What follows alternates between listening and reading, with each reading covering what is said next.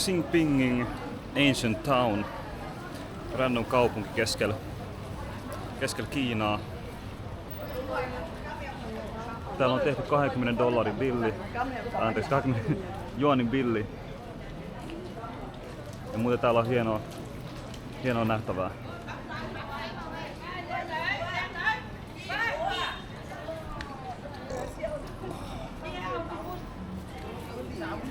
Tätä teet. Jep.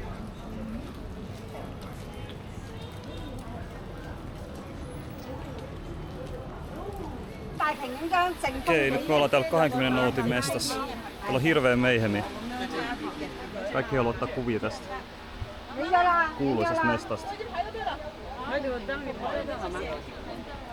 往右手边排队的哈，往右手边，不收费的。 20 juonin mesta. 哦，跟他一组的，没关系。好，看好就下一位啊！姐姐，你被风景到绳子外面去拍，这边有人推车啊。绳子外面去拍啊！ Ihan älytön meihemi täällä. 阿姐，你们太难了，你们要往后一点了，快是快，后面很多人哦。个都快，没有一个不快。跟小鸟拍照去了，给跟他拍照，这个是我随便的拍，我再帮你合个影，合影不加你的钱。这个可以摸着拍的，站得很乖。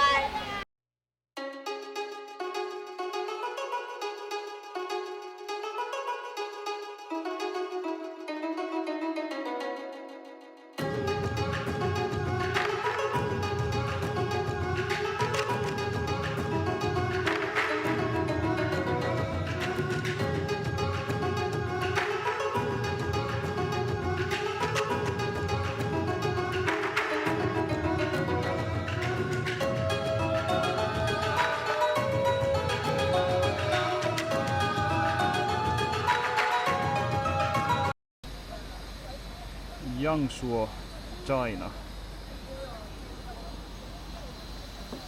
Onko hienoa mestaa?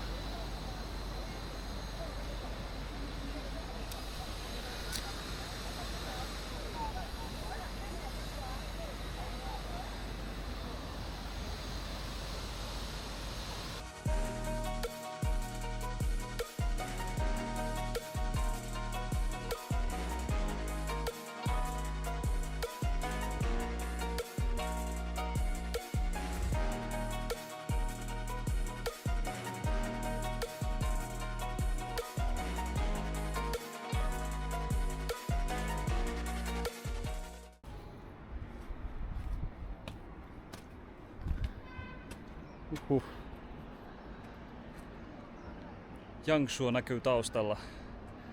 Ihan vitun sairasta.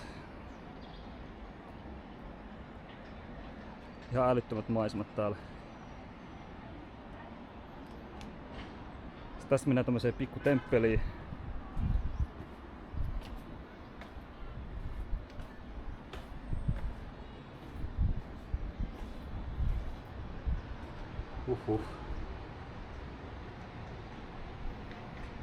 On kyllä älytöntä. Ja siinä näkyy vielä lisää Yangshuoa. Ihan älyttömät maisemat täällä.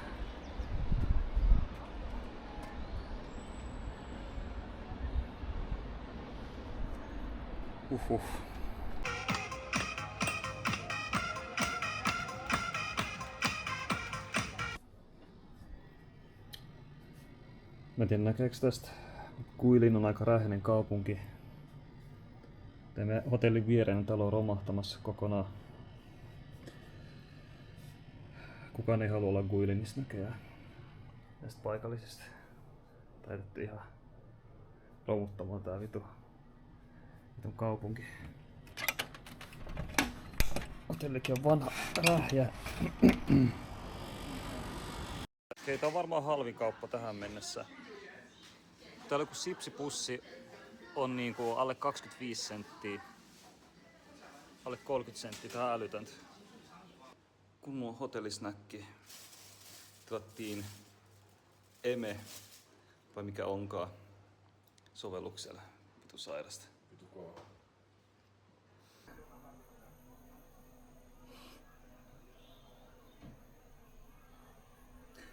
On kyllä sairaat näköalat. Totta kai meillä on vielä tämmönen reikä vaan lattiassa vessana. Tämmönen vähän vanha-aikainen. Mut kyllä me selvitään. Kyllä me selvitään. Onko se reikä?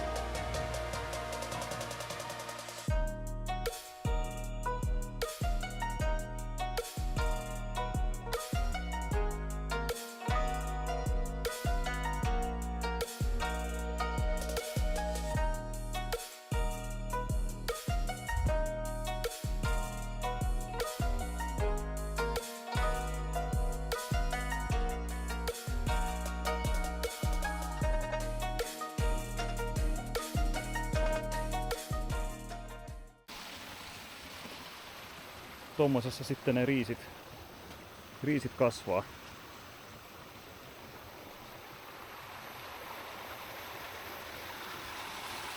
Vettäkin tulee koko ajan non-stop tommosista pikku lähteistä. Ja sit ne lilluu tässä hetken aikaa, kunnes ne siirtyy sitten alemmalle tasolle noin vedet. Niin tässä näkyy. Tää on se autenttinen Kiina-kokemus näistä yleisvessoista. Nää on ihan sikahuonossa kunnossa. Siellä on reikä, mihin voi paskoa. Ja sit täällä sataa koko ajan, niin tää on ihan vedestää. Et sinne vaan asioimaan. Tässä näkyy toinen vessa, joka on mennyt ihan paskaksi.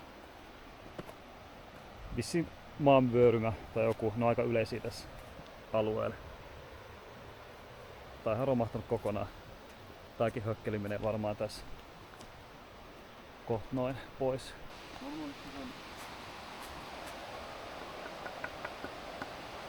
Kun on bambumetsä.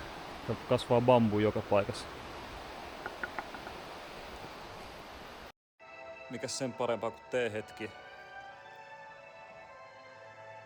Ja kunnon propagandaa TV:stä.